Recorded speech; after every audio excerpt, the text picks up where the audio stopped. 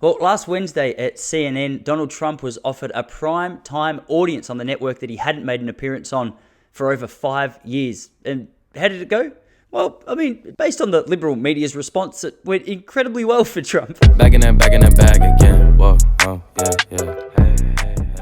I mean, there's so many angles we can look at this issue from. It doesn't matter whether you're a liberal or whether you're a Republican. Doesn't matter whether you watch Fox News or you watch CNN. Doesn't matter if you love or hate Trump. Something has happened over at CNN and it got people speaking pretty much immediately. The debate had barely started when liberal media started firing up about the fact that Donald Trump was getting away saying things that were not true, that were exaggerated, that were blatant lies. Why isn't the moderator stopping him? Why isn't she interjecting? Why isn't she telling him that he's not allowed to say this? We need fact checkers. We need truth. It was the first time in a long time that we'd seen any mainstream media become so obsessed with truth. And what was very revealing about this interview was, despite how much the audience in the CNN studio seemed to appreciate and enjoy what it was that Trump was bringing to the table, the liberal media were very concerned about the fact that what we were witnessing was a racist, bigoted, homophobic, and misogynist man getting the audience, a primetime audience in America, to spread his filth, disgust, and terrible news.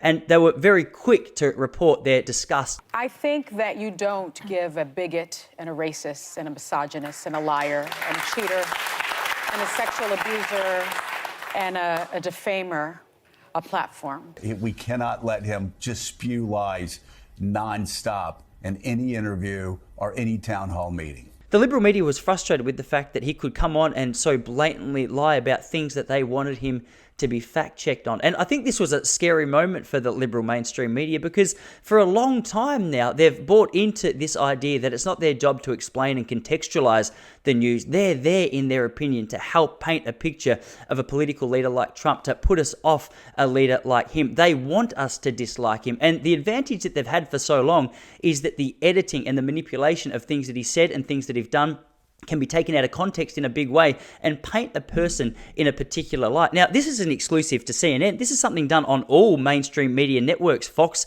is a classic example. It doesn't matter which network we're dealing with. The beauty for a media station like this, who's trying to paint a particular person in a particular way, have the opportunity and the advantage. They can take out of context comments. They can make a good comment look bad. They can make a bad comment look good, depending on what it is that they're trying to do with a particular information. But when things are uncut, uncensored, unedited, all of a sudden there's a little bit of an element of danger in the air, because all of a sudden they don't have the ability to edit what he's saying. Things are put in context. You can hear the live audience responses. You can see how people are reacting. When you watch this interview from start to finish, there's no point where you can say, well, that was taken out of context, because you can hear what it is that he's saying. Much like a stand-up comedian, you watch an element of a stand-up show and you think, oh, that's not very nice. And then you see the whole show and you go, okay, well, clearly he's joking. Clearly he's having a little bit of fun. What is the actual context of the statement that he's making? And this is one thing that we've seen echoed non-stop since this actual interview took place, is that this racist, bigot, homophobe,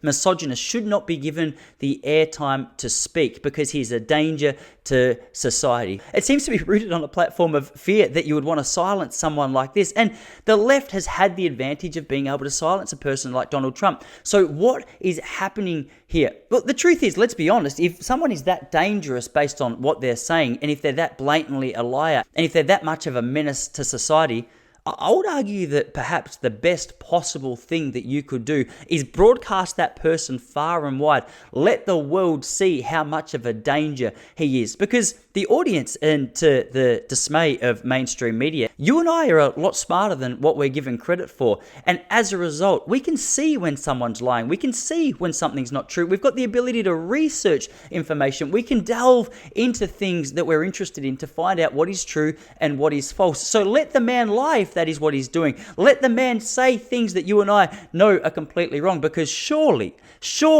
that if he's doing those things, the rest of the world is going to see it as well. Or is the fear that they're starting to lose control of the narrative? They like to paint him in a certain light. They like to put him in a particular context. And all of a sudden, when the control of the narrative starts to disappear, which it clearly did in this particular instance, the panic sets in. I think one of the most healthy elements of a healthy society is an open and honest dialogue. Let a person share their information. You don't need to be afraid of religion. You don't need to be afraid of crazy ideas. You need to be afraid of the inability to be able to think for yourself. Now, as long as you've got the ability to be able to critically think and ask questions and do research, any idea should be exposed to you because it has to go through the filter of what you know and what you've researched. Though a lot of media networks like to be able to take away a voice so that that voice cannot even be considered, it's silence. You and I cannot really consider and understand what is being said.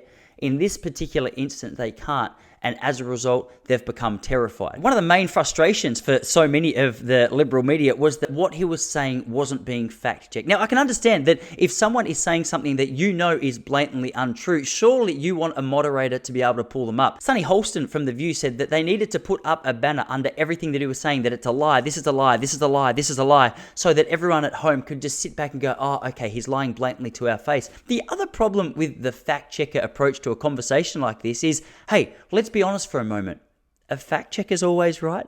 Is it true that there has never been a mistake made by a fact checker? Now, this is something that I challenge you to go and do a little bit of research on because the fact checkers aren't as factual as what they would like you to believe. In fact, it seems now that the fact checkers themselves at times need to have their facts checked. There's a lot of things that they corrected that later turned out to be incorrect. I mean, let's have a look at the background of the mainstream media's conduct around Trump. Has there been anything that they've said in the last couple of years that hasn't been entirely accurate about the man himself? I mean, it's okay to dislike him and it's okay to say you value truth and honesty, but is this a value that you hold up when things are going against you? And unfortunately for the liberal media in this particular instance, the answer to that question is no.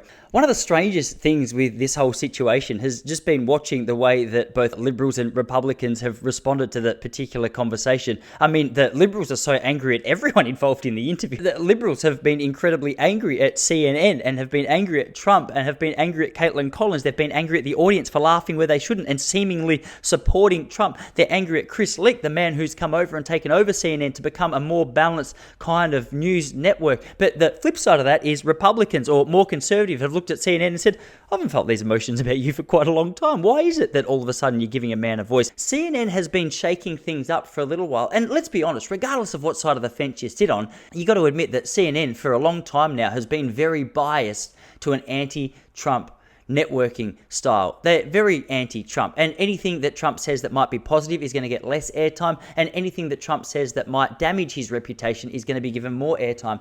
The problem with that is we understand now that it's not a genuine news network in the sense that they're just reporting objective facts for us to navigate and understand what is happening. I mean, as soon as an MSNBC host says, I'm not sharing this news because it's not news that we believe should be shared, that's a concerning sign. It is not news what happened tonight at 8 p.m. on another network. And there is no sense in fact-checking or replaying the highlights. We are not going to analyze the former president of the United States repeating lies, smears, and bigotry. Because all of a sudden, that form of media starts to appear as though it's controlled. But things are being shaken up over at CNN. We knew they were being shaken up. Chris Licht, the new CEO, said that things are going to be shaken up, but we didn't quite realize in how big a way they were going to be shaken up. Now, one of the things that he said when he took over the network is that he wants to see a more reasonable form of journalism. He doesn't want it just to be so one-sided. He wants it to be more objective. He wants to bring it back to what news and journalism